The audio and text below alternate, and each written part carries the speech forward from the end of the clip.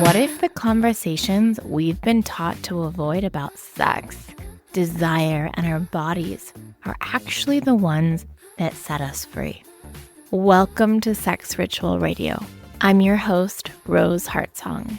This is the show where sexuality, spirituality, and vital health meet, and where we explore the conversations most people consider oh so taboo. Each week, I sit down with fascinating voices exploring intimacy, relationships, healing, and human potential.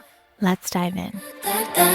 Hello. You are listening to Sex Ritual Radio. Tonight, we're going to be talking about a taboo topic that I and my guest don't believe should be taboo. We're going to be talking about the importance of semen retention in men. And I have a friend in the studio today. I don't know how long we've known each other. It's been a minute. Do you have any idea? It's been a number of years. It's been a while, yeah. So Phillip Stans is a friend of mine. We've gone through this interesting journey of friendship. We met at Project Heartshine. Gosh, it's got to be like 3-4 years ago, maybe? I think 3. 3 years ago? Yeah.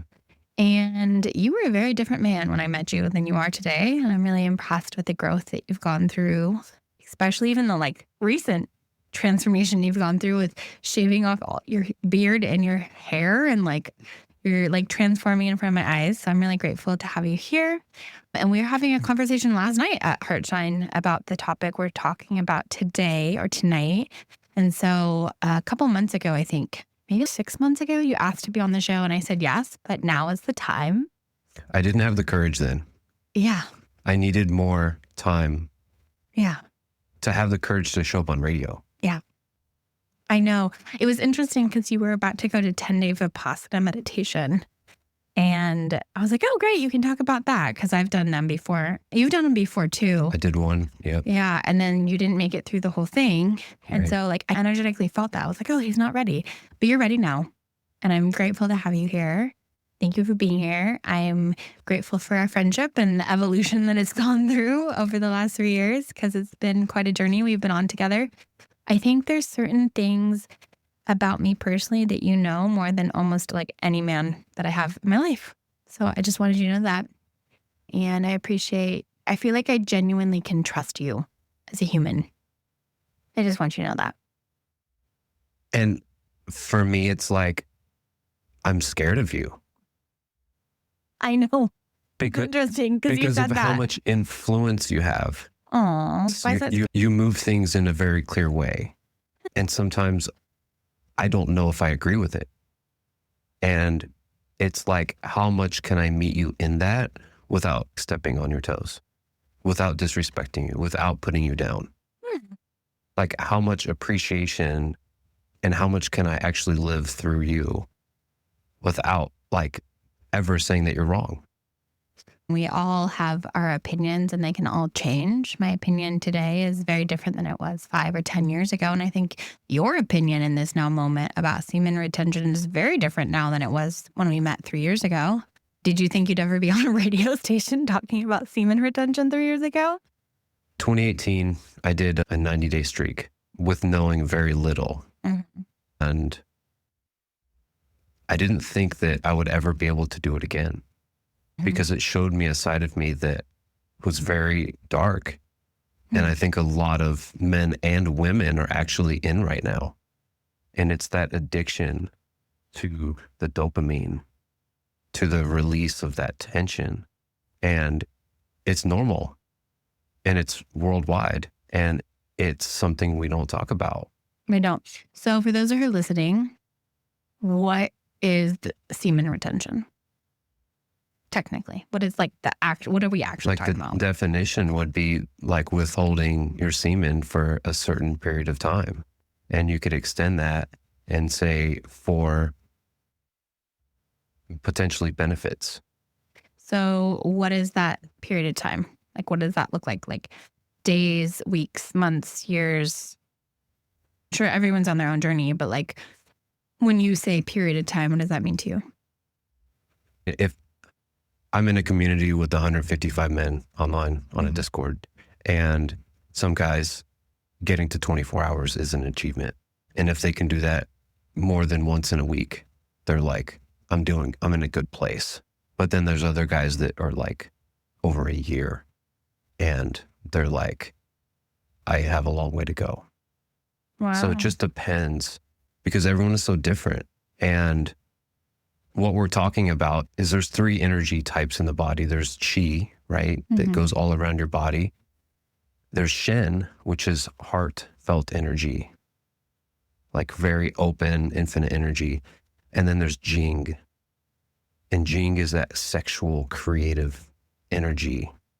So if you've ever heard sexual transmutation, it's literally the ability to not just procreate and create children, but also to create everything that's around us.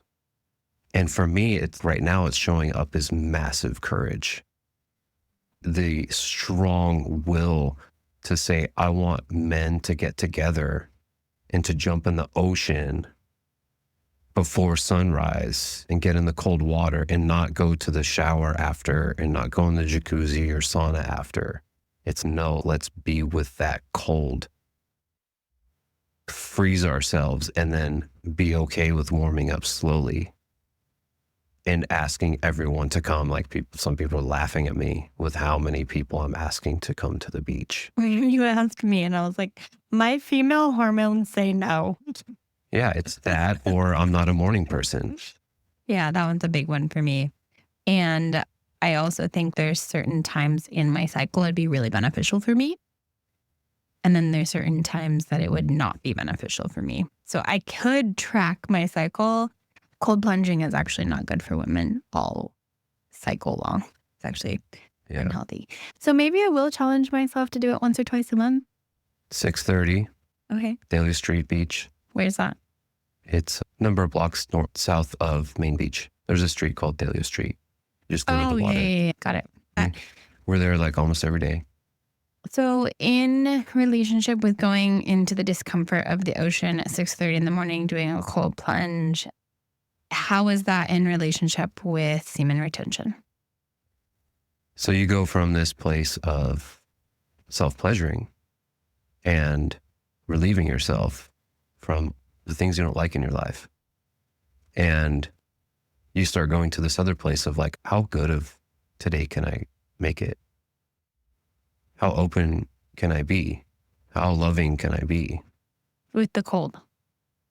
With everything. And the cold is a part of getting out of your own way. Because we talk about it in the community. We're selling discomfort. We're selling something that doesn't feel good. Not coming. Yeah, I don't get to come. Yeah. I don't get to watch porn. Yeah. You're telling me like I should probably look at my like cannabis habit and I should not drink and I should not drink coffee as much as I do. And like I should go to bed and I should watch my diet and I should go to the gym and I should go in the sun and I need to make male friends. Why is that so taboo and radical in the world? That makes me so sad. Like those formula that you just gave is what creates happiness and fulfillment and joy consistently. Like obviously we're not always happy, but like taking care of your body and taking care of your mental health and your physical health and your spiritual health and your sexual health, being responsible and being empowered in that creates this deeper level of fulfillment and inner power and inner presence. There's this presence that I think is lacking in the majority of humans when it comes to being submissive to our sexual energy. And that's what I talk a lot about on the show, is that the core essence of what I teach, regardless of how it looks, because everybody has their own just like example of that, is sexual sovereignty. And what sexual sovereignty is, in my opinion, is you are in control of your sexual energy and your sexual energy is not in control of you. You're dominant over your sexual energy instead of being submissive to it. And there's so many nuances in that. There's so many different interesting factors between the masculine body and the feminine body and how it manifests and how it's created. Like, I would love to dive into that nuance of the semen retention and what that creates in the nervous system and in the inner will and the inner power, and the frequency shifts and like the emotions shift. And I feel a specific anchoring in you that is very different than before you went on this journey. Like I do, I feel it. I've always appreciated you. And there's a resonance of like inner power and inner will that's coming through your practice with that, which it's a practice, right? It's not a perfection. So can I ask what your longest journey with this has been? 89 days. Wow. That's amazing. That's incredible. Which, like, I'm not particularly, there's nothing to be proud of with that. But what I am proud of is, okay, I spilled the seed, 89 days. My goal is 90. Like, they say don't count. There's a lot of guys that say don't count. But then you get back on the horse. And you're like, you know what? I'm going to do better right now. And better is simply taking that energy and putting it into something that I prefer. That's better. Because if you put your thoughts and your actions into things that don't support your goals, that's not as good. Not bad. We're learning. I like to say, is it working or is it not working?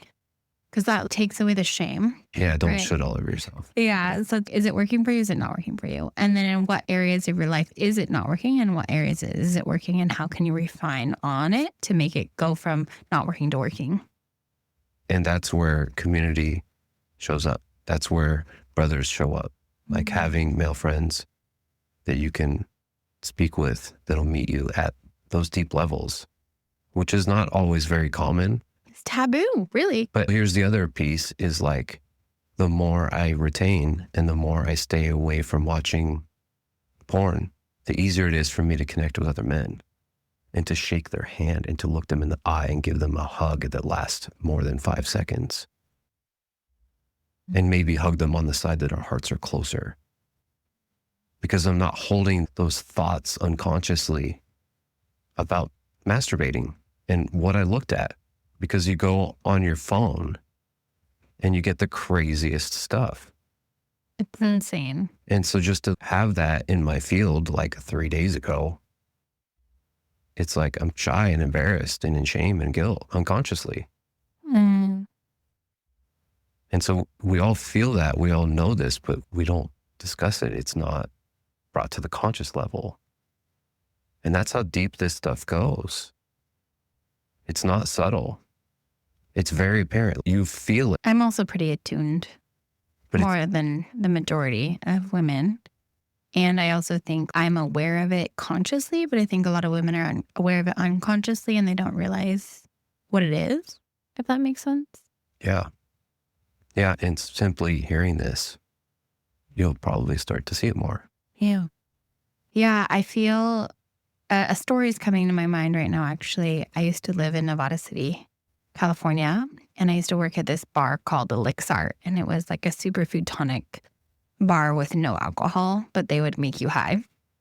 And I was the bar back, and the main bartender was talking with another guy. I think there's like 4 people in the bar, and they were all guys. It was me and the main bartender. Nevada City is a very like conscious hub of people.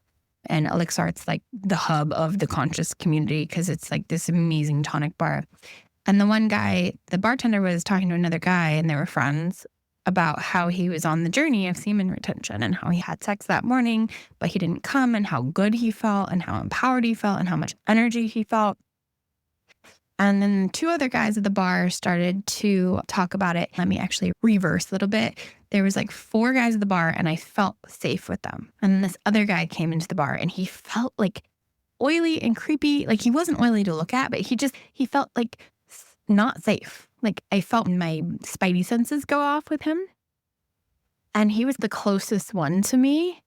And the other guys were like getting into the conversation and talking about, oh yeah, I've been curious about that. Or, oh, you've tried that. Or it's really cool, like practice. And there's this whole conversation about it. And then the one guy that was creepy was like, I don't know about that. And I looked at him and I said, I actually feel a lot safer with guys who can hold their seed and have control over it because I know that they're like, I can feel it in my nervous system. I was talking what we're conversating about right now.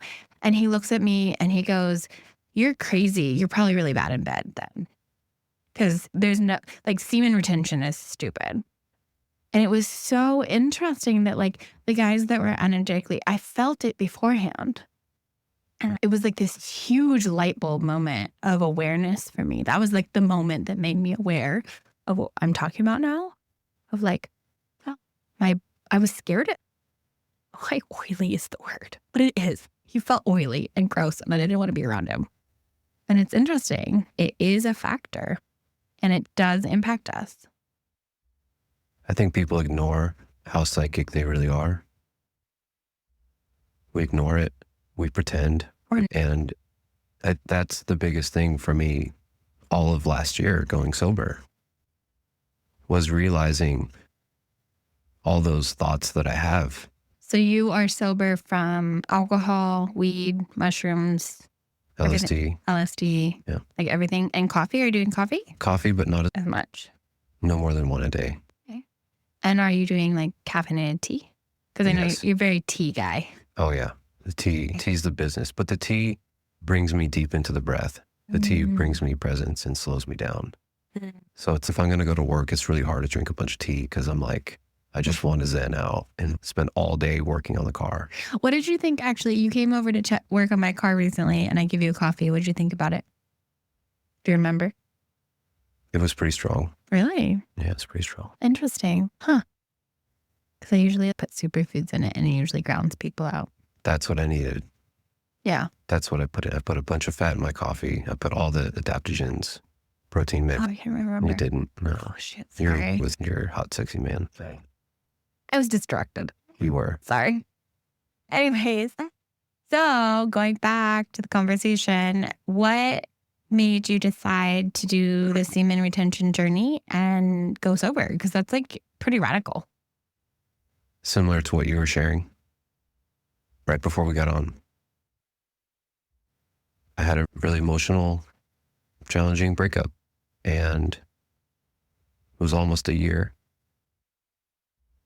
And I lost control of my emotions. And I knew that me spilling my seed was out of alignment. I thank her because that woman always encouraged me to have much deeper connection through sex. And she also encouraged me to harness the power of my seed by not spilling it. And I tried and tried. And so when we broke up, I realized not long after I had an opportunity to step into that. So I went sober. And every day, instead of listening to music, I would watch videos on YouTube from my friend Benjamin talking about semen retention. And I would watch his videos on repeat over and over throughout the day. I'd be driving from San Diego up to here to OC, reprogramming myself of the power, the potential of what semen retention can do. Because this goes deep into symbolism. It goes into the mystical realms, and it correlates directly with Mary Magdalene. If we are attached to sex being a form of escape, we're holding ourselves back. We can't actually break through the things we want to break through. And so we're stuck in the world seeking this pleasure, when the pleasure is actually you. You are the pleasure. You are the creator of that pleasure. That pleasure can be felt when you face the cold water and you're in the ocean. You're like, wow, it actually feels warm because my skin went numb and now I feel warm. I hung out on the ocean today for a long time and I got cold, like really, really cold because I was out there for a while and I got out of the ocean and I felt the cold like seeping into my bones. And it was really nourishing and it felt very healing and I felt very present. So though I didn't do it at 6:30, I still did it today. It's like the ability to connect with yourself in the deepest ways is the same place that we meet in sex. And so it's beautiful if we can get to the place where we're actually sharing that consciously with someone else and you're both open But it takes a lot of awareness and a lot of attunement and a lot of patience to be able to do that. So simplifying, going back, semen retention includes sex with another person. It can, As yeah. a woman. I would recommend it. I don't want to be sexless. So for those who are like, what are you talking about? Having sex and not coming. What about blue balls? Blue balls. That's a big one. I don't know any other way to explain it that isn't woo-woo, because we're already... It's okay. We can get woo-woo. So if you're listening, clap your hands like 3-5 times, pretty hard. Just clap your hands. Harder than that. There you go. Now place your hands a few inches apart and separate them, and then bring them closer. And just notice if you feel anything. You probably feel that if you close your eyes, you can like feel the warmth of your other hand. I feel like a magnetizing pull. Right. Yeah. So that's what the woo-woo people say is energy. And so if we're having sex or if we're masturbating or anything like that, energy will build up in our pelvis, in our lower chakras. And so there's practices you can do to bring that energy up, which is a spiritual experience. So what are the practices? Breathing. What kind of breath? Slow. Slow breath. Slow breath. I think it's like being present with erotic energy is really challenging because I think we're with porn, because porn is our primary form of sexual development, or not develop. I don't like using the word development. It's our primary form of sexual education in our current world right now, which is all fake. It's totally fake. They literally take syringes full of lube and stick them up women's vaginas off screen, and they'll have props and this performance. And there's a lot of unhappiness too. A lot of porn stars reach out to me asking for advice to work with them because there's this emptiness in them. So there's not a fulfillment even in the actors themselves. I'm actually going on Tuesday to AVN, which is like the biggest porn star show in the world, which is going to be very interesting. So there's this experience of seeing it the way it is. And yet there is no fulfillment in that, but there's like this chasing, right? Like I found the masculine brain has a tendency to want to achieve and to get a goal and to fix a problem a lot of times. So I see, and maybe you can agree or disagree with me on that one. I'd love to hear your perspective. But it's like a lot of times a man, when he's not consciously aware of his erotic energy without a practice, and like more in the porn masturbation area, the goal, like the fixing the problem is the orgasm. Like the problem is buildup of sexual energy. And to fix that problem, which is not really a problem in my opinion, but that's what we're programmed to be based on porn, is like to achieve orgasm. And some men are amazing and want to help support the woman in that orgasm, and some don't. They just want to fix their problem of their orgasm. But it's like this mental chatter game. And there's a lack of being present in the body and feeling sensations in the body. And like attunement to the energy and the frequency and the space and the feeling of the texture of the air and the erotic connection made between the two bodies. There's so much attunement. And when I teach my clients more like kink and BDSM type scenes, it can be as simple as one person sitting on the ground with a blindfold over their face and the other person guiding them to relax their nervous system. There's a submissive person who's allowing their power to be given away, and there's another person holding the energetic container. And when I teach this, I teach attunement to energy, to what's present. Notice that the shoulders are tight. How can you encourage them to relax their shoulders? Notice that they're not breathing or they're breathing really shallow. How can you guide them to that? And in my perspective, I'll let you answer in a minute because I'm all over the place. Sorry about that. With semen retention, it's taking the goal away from the orgasm or the fixing the problem, and it's bringing presence as the goal. And in that presence, it might potentially, hopefully, release anxiety around sex. You're close. Okay, tell me, because I don't have a So cock. you have all these sensations in the cock. They feel amazing, like tingling. Now, if you can breathe, you slow your thoughts down and you become more attuned to your body. And the more attuned you can become with your body and the more you can focus, you can start to bring your awareness to different parts of your body. So you can start to share that tingling with all parts of your body. So now your whole body is tingling. Have you ever had an orgasm without ejaculating? Hundreds. You have? Hundreds. Wow. I love that. That's possible, guys. Just, listening. You can have a full orgasm without spilling any seed. Yeah, I mean, Most people don't know that. Most men don't know that segment concept. Edging is, I think, well known in these conversations. But is edging an orgasm? Pretty close. I studied Tantra under a woman named Salma Zadora in 2013 or 2014, I think. She's unfortunately passed away, but she taught me the concept of the chakras and the energy of the chakras and the sexual energy. There's the root chakra, which is in between your vagina and your anus for a woman and between the cock and balls and anus for a man. It's like that root foundational chakra. And then there's the sacral chakra, which is right by the or pubic bone. She explained it as like the sexual energy bounces like a figure 8 between the bottom two chakras.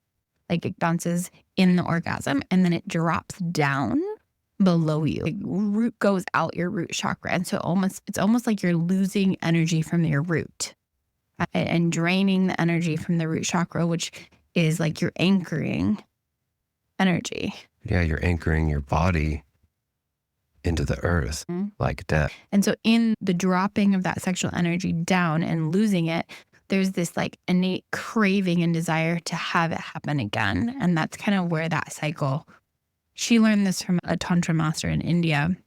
That's where that cycle of like the craving and desire to get off, both men and women have this. It manifests in different ways, but it's very apparent in both.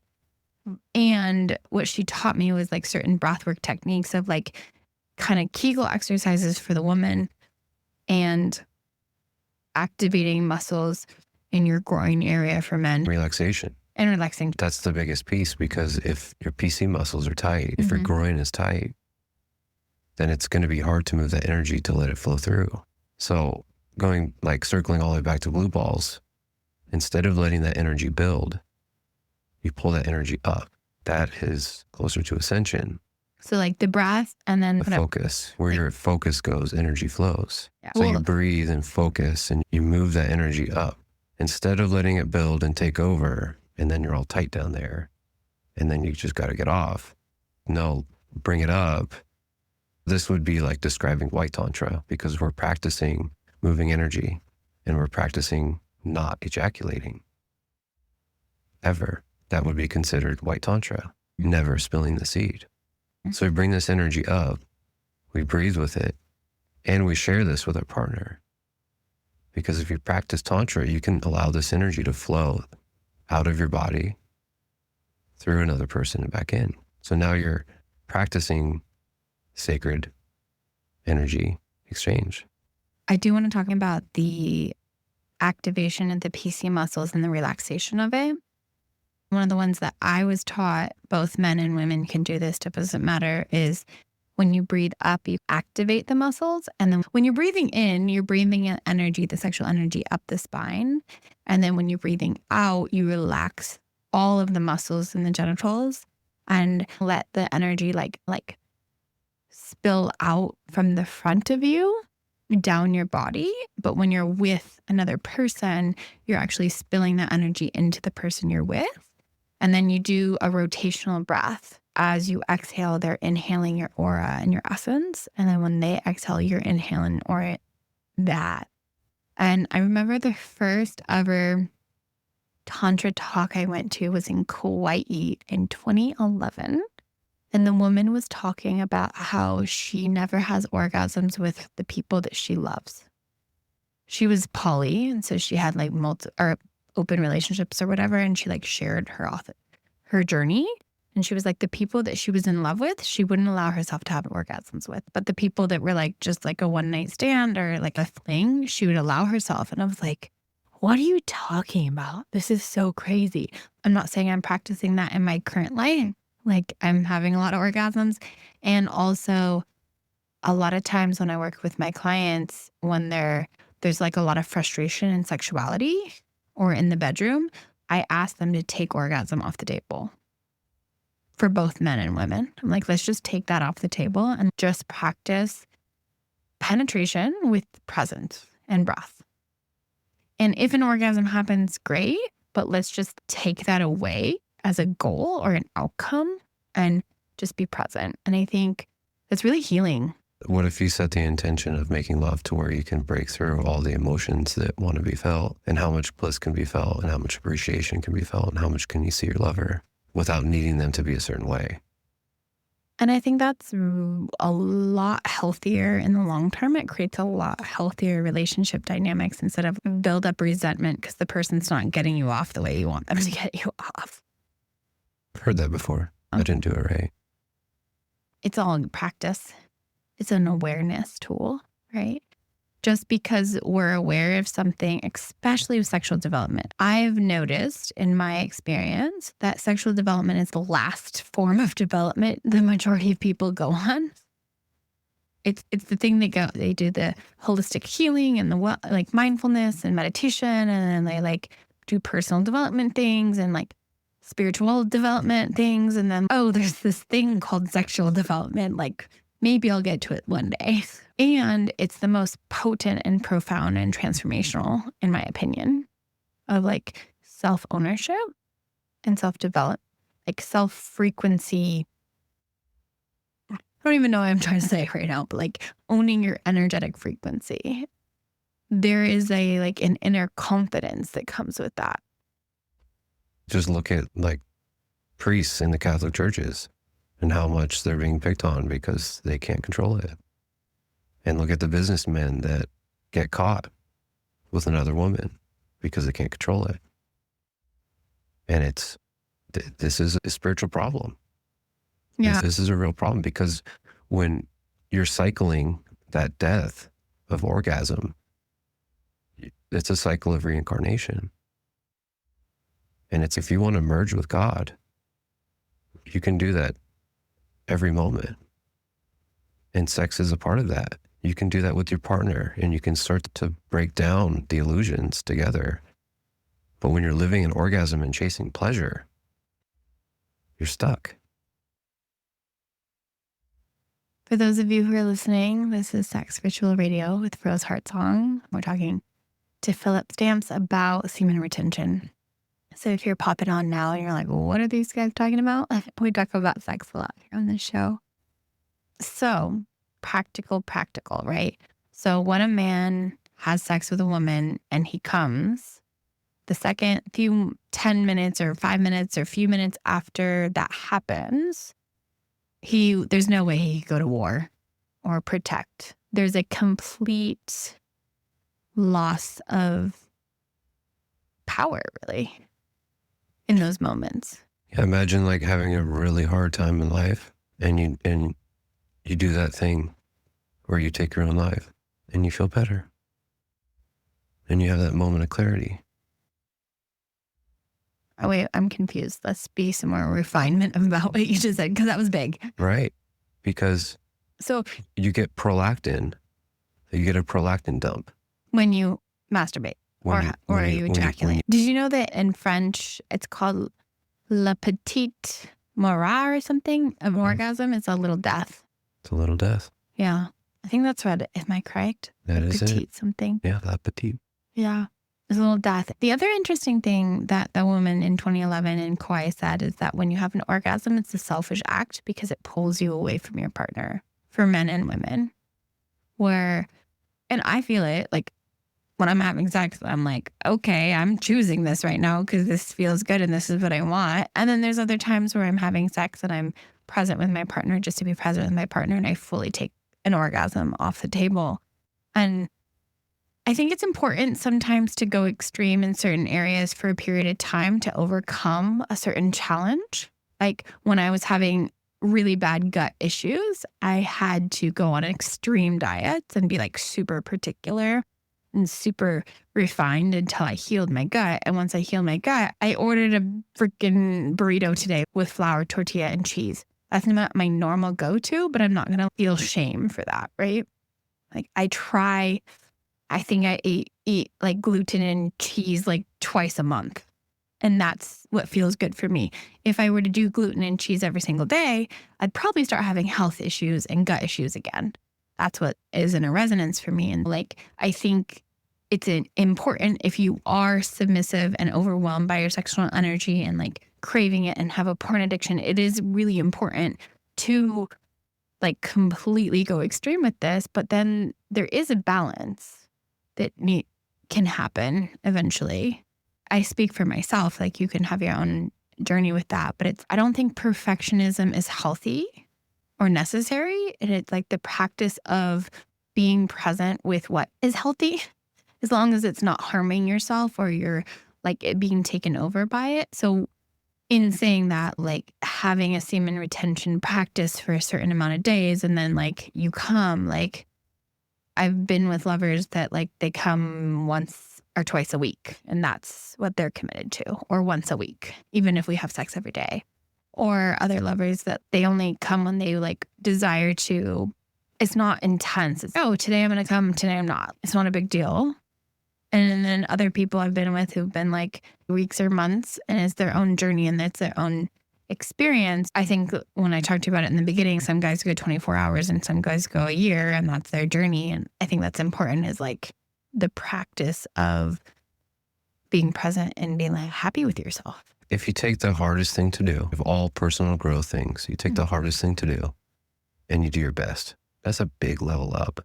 That's huge. And I know this because I talk to a lot of men about this, like very openly. You talk to everybody about this openly. Literally everybody. Like not just men. I talk to my sisters about it. Oh my God. I want their boyfriends to be on there. Oh, that's great. Yeah. Oh, love that. Because the men show up Differently in a more pure, transparent, authentic way.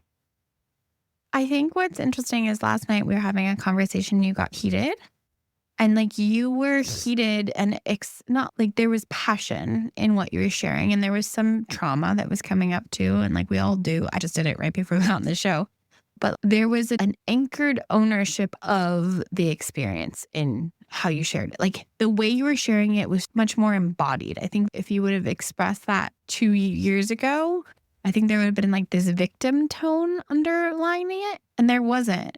There was a passion and a fierceness in you, but it didn't feel unsafe. I think also you and I we've created a foundation of friendship in our own way, right? We have our own interesting friendship. It's been very many different chapters.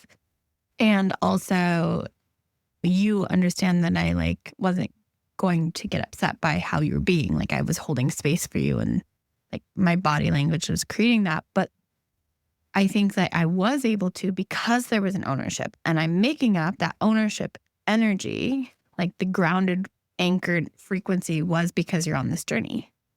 Yeah, I continued to feel that in my body when I was sharing that this is just a communication. This is not, I'm giving you energy. This is not, I cannot contain this. And so when you're on the retention journey and you get really horny, day 2, because you just ejaculated a bunch of times with your sexy ass girlfriend, you're super horny. It's bring that down into your body. Yeah. And ground that. And don't fly off. Stay here. Stay present. Yeah. It's hard. It's really hard with erotic energy to be present. It's challenging. It's not easy. I had to retrain myself I compare it in a similar way. So clitoral orgasms for women, I think are like, I call it quote unquote jack off energy, right? It's that looping of the energy and dropping out of the lower pelvis and using a vibrator to get off before going to sleep, which I still do sometimes. I'm not saying I don't. I go to that practice sometimes if I'm having a really stressful day. I'm not perfect by any means, but it's very rare these days. And so I had to retrain my body to have different orgasms and to move the orgasms up my body.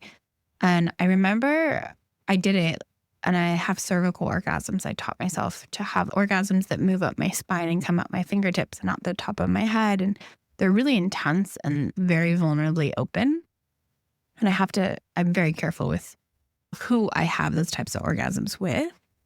And I remember I had an IUD, and I don't have one now, but I did. And I remember I was having orgasms and I could feel the IUD, and it was painful because my uterus was vibrating in it. And so I'm making up a story that it's a very hard orgasm to achieve. It takes a lot of practice and a lot of self-awareness. And it took me years to be able to do it. I use crystal dildos. I highly recommend those for women. So I'm imagining that's a similar journey to like having an orgasm without coming for a man, because it's hard to do. I think it's like you get close and then you slow down, and then you get close, you slow down. And that slowing down allows the energy to build and to be spread and shared and moved instead of stagnant and stuck. So it's really just a discipline of moving from staying there. It's now relax.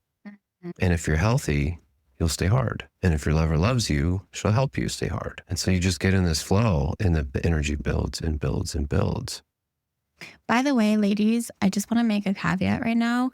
If a man comes too soon or can't get a boner, never ever shame him. Never get frustrated. Never do that. That is like not okay. It creates sexual trauma. The right thing to do is, if you feel a man about to come and you want to be a team, stop him, breathe with him. Don't pull out, breathe, be present, connect, and then go again. Or if he like loses a boner and there's like a lot of shame that kind of comes up with that, don't get frustrated. Be present and breathe. Like breath is like for both erectile dysfunction and for premature ejaculation. Like shaming him is going to make that issue happen again. It's going to feed the cycle. And so being present, like loving him, connecting with him with your heart, and breathing and eye gazing, and like really helping him get out of his head is like the best thing you can do.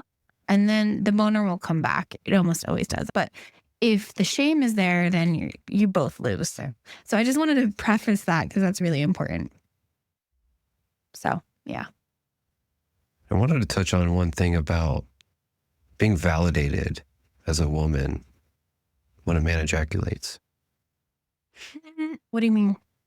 A lot of women that I talk to about this, it's like they want to come. I'm so glad you brought Who that taught up. the women this? Oh, you get a prolactin dump. Okay, I did good. It's, oh, you got the little death. You feel good. No, now I want to sleep. And now I need to spend a ton of energy to rebuild all that semen. And it drains me. It drains my minerals. It makes me look gray in the face. I think it's a power trip.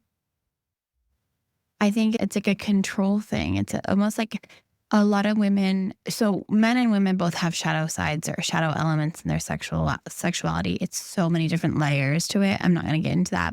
And the primary one, and this is for survival, it's because women have had to learn this to protect themselves. I'm not saying that it didn't come from a worthy cause. I'm just saying it's not okay anymore. But women use their sexuality to manipulate and get men to do what they want. I think that is the underlying factor of the orgasm. Is, oh, I got the orgasm out of him, so I pulled his power out and I'm in control and I can get what I want. Sounds pretty superficial. It is. I can't remember if I've ever felt that way. I get way more excited and turned on if he's not coming. I'm like, okay, great. Oh, this is hot. Yeah. You're done? I'm done. Great. Let's go to sleep. Or let's go do something for the day. Let's open the chest of toys and do all these other things. And No, I'm fine with it. Like, regardless, like sometimes I like it in the moment, but it's not a primary focus. When I was 30, I realized how much I was using my sexual energy to manipulate and get men to do what I wanted. And it was like from a trauma response.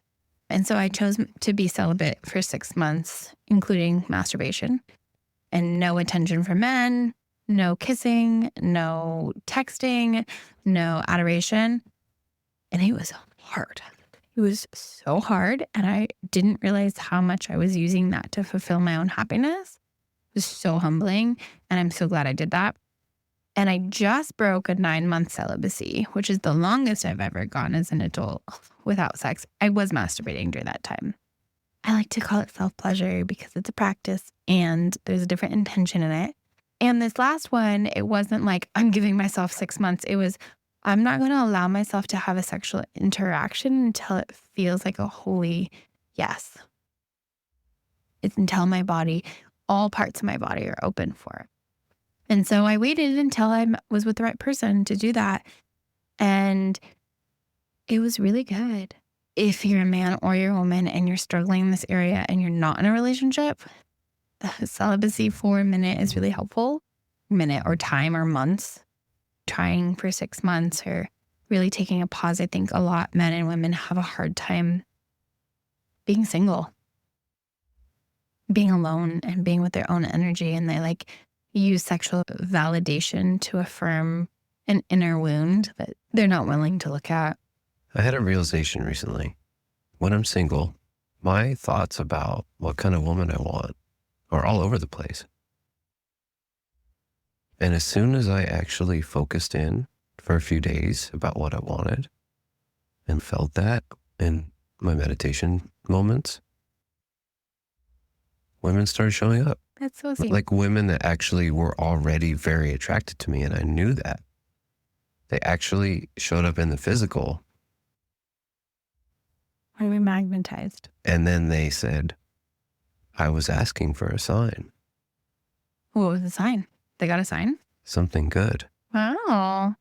That's amazing. That was me. Oh, I love that. So unfortunately, we're winding down and we're needing to close up this conversation.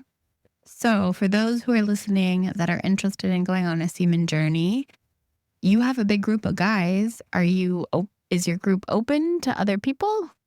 Yeah. Okay. How do they find that?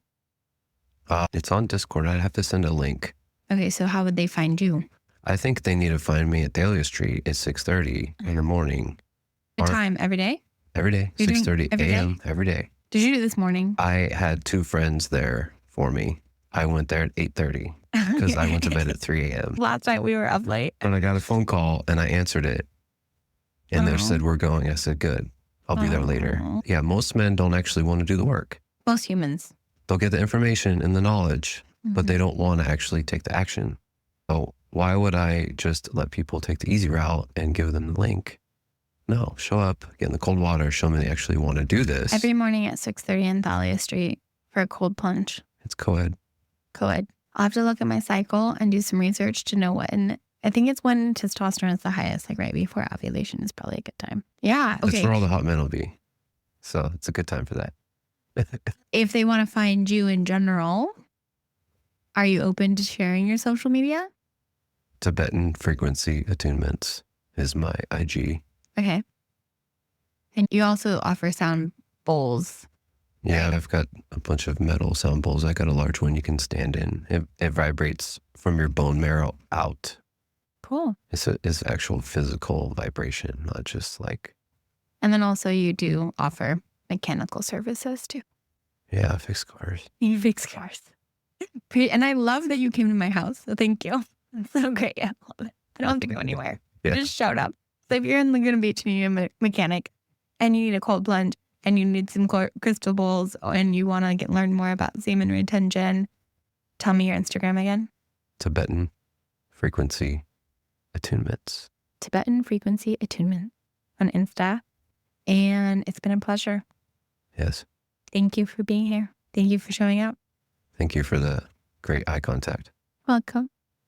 Right before we get off, do you feel like you can challenge my way of thinking any differently from this conversation, or do you still feel that way?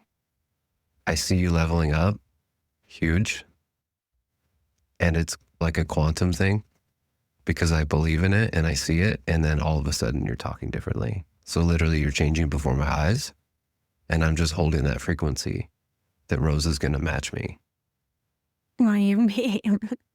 You're now talking about, you used to have classes on how to teach women to have an orgasm through their cervix. And now you're talking about not orgasming as a woman. They're both important and necessary. I still have cervical orgasm classes. It's great that we can have a conversation about both. I think they're both important. Because my nightmare is that we would not get along on the radio. Really? That's why I didn't do it. Oh, really? Yeah. Oh, that's funny.